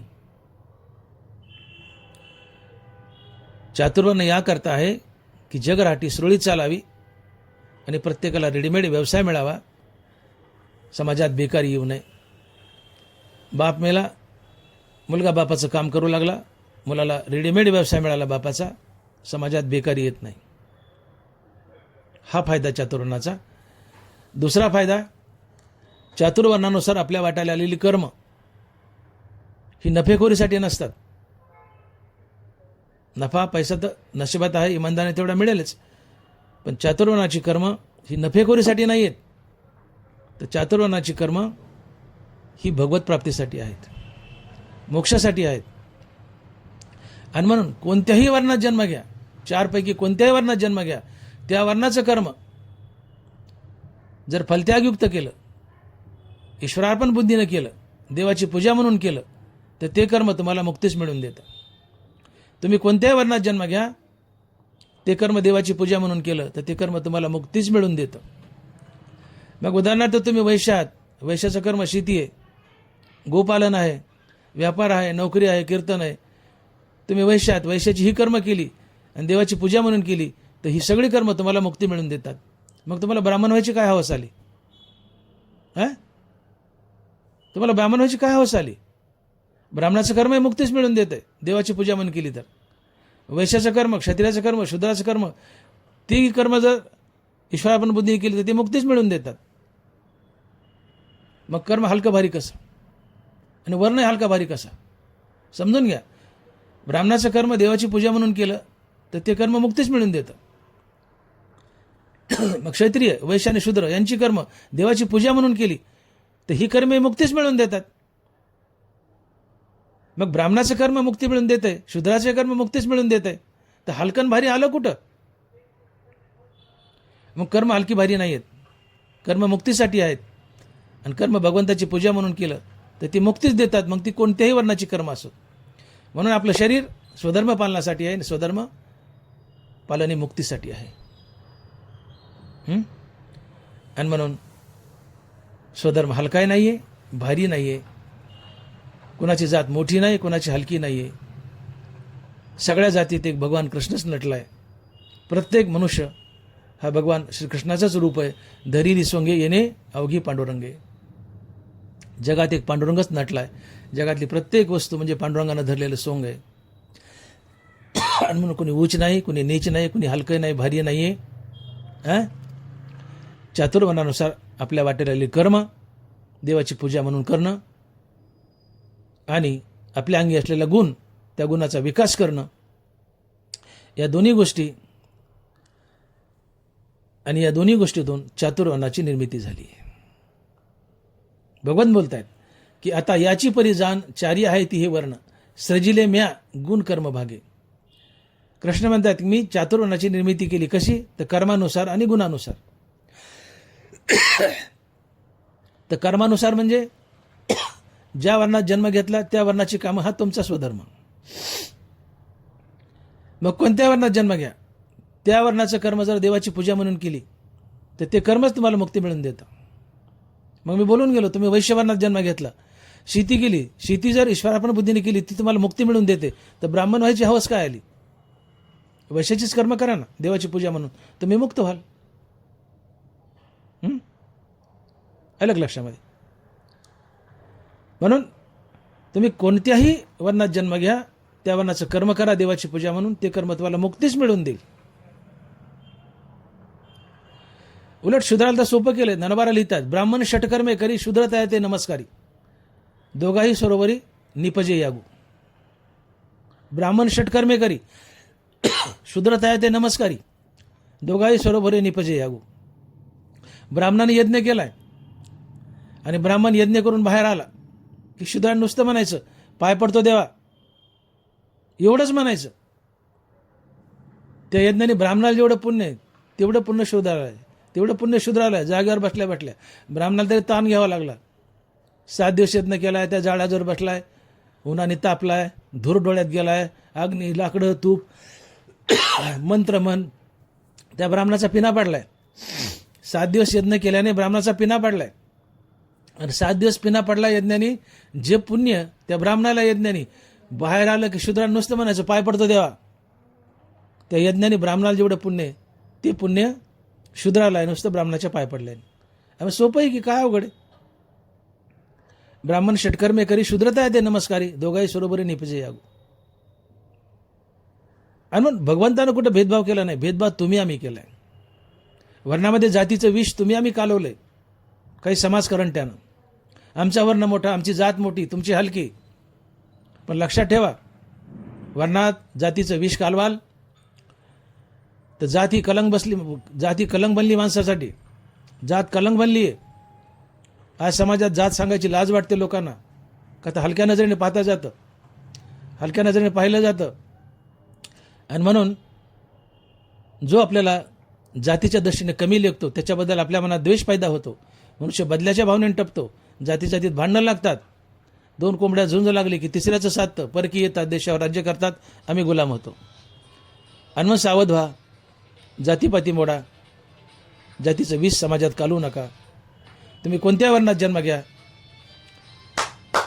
तुम्ही कोणत्या वर्णात जन्म घ्या, तुमचा वर्ण मोठाच आहे. कोणताही वर्ण मोठा नाही, कोणताही हलका नाही. ब्राह्मण मोठा नाही, क्षत्रिय मोठा नाही, वैश्य लहान नाही, शूद्रही लहान नाही. प्रत्येकजण आपल्या आपल्या ठिकाणी मोठे आहेत. प्रत्येकजण आपल्या आपल्या ठिकाणी मोठे आहेत. का? तर ज्या वर्णात जन्म घेतला त्या वर्णाची कर्म देवाची पूजा म्हणून केले, फलत्यागयुक्त केले, तर त्या वर्णाची कर्म तुम्हाला मुक्ती मिळवून देतात. आणि मग तुम्ही वैश्य आहात, वैश्याची कर्म केली, शेती केली, गोपालन केलं, हे भगवतार्पण बुद्धीनं, ईश्वरार्पण बुद्धीने केलं, तर शेती तुम्हाला मुक्ती मिळवून देते. माझा मुद्दा पुन्हा एकदा लक्षात घ्या. तुम्ही वैश्य आहात, वैश्याच्या पोटी जन्म घेतलात, शेती गोपालन तुमचा स्वधर्म आहे, व्यापार तुमचा स्वधर्म आहे. तुम्ही शेती केली आणि शेतीच भगवंताची पूजा म्हणून केली, तर शेतीच तुम्हाला मुक्ती मिळवून देते. मग भले ब्राह्मण तुम्ही मोठे समजता, ब्राह्मणाने पंचांग सांगितलं, ते पंचांग ब्राह्मणाला मुक्तीच मिळवून देते. पंचांग ब्राह्मणाला मुक्ती मिळवून देते आणि शेती तुम्हाला मुक्ती मिळवून देते देवाची पूजा म्हणून केली तर. मग ब्राह्मण मोठा आणि वैश्य लहान आलंच कुठं? म्हणून कोणत्याही वर्णात जन्म घ्या, त्या वर्णाचं कर्म देवाची पूजा म्हणून केली तर सगळे वर्ण सारखे आहात, हलका नाही, भारी नाही. आणि म्हणून हे गैरसमज काढून टाका. सगळेच वर्ण मोठे आहेत, आपल्या ठिकाणी परिपूर्ण आहेत. आणि म्हणून चातुर्वर्णाची निमित्ती भगवंतानं केली आणि ती गुणानुसार आणि कर्मानुसार केली. तर कर्मानुसार म्हणजे तुम्हा वर्ण विशेष आम्ही स्वधर्माची विहिला असे, या ती उपासा मग अपेक्षे पूर्ती काम. तुम्ही ज्या वर्णात जन्म घेतला त्या वर्णाचं काम हाच तुमचा स्वधर्म. त्या वर्णाचं काम अर्थात स्वधर्म देवाची पूजा म्हणून करा, ते कर्मच तुम्हाला मुक्ती देतील. हा एक कर्माचा भाग. आणि तुमच्या अंगी जो गुण आहे देवानं भरलाय, त्या गुणाचा विकास करा. तेच गुण, तेच कर्म तुम्हाला मुक्ती मिळवून देतील निष्काम भावनेने केलं तर. आणि म्हणून धनवारा लिहित आहेत की आता याची परिजान चारी आहे ती वर्ण, सर्जिले म्या गुण कर्म भागे. पुंडलिक वरदे हरी विठ्ठल. श्री ज्ञानदेव तुकाराम. गोपाल कृष्ण भगवान की जय. माऊली ज्ञानेश्वर महाराज की जय. जगद्गुरु तुकाराम महाराज की जय. विठ्ठल विठ्ठल विठ्ठल विठ्ठल विठ्ठल विठ्ठल विठ्ठल. आता विश्वात्मके देवे येणे वागेज्ञ तोषावे तोषो निमज द्यावे पसायदान हे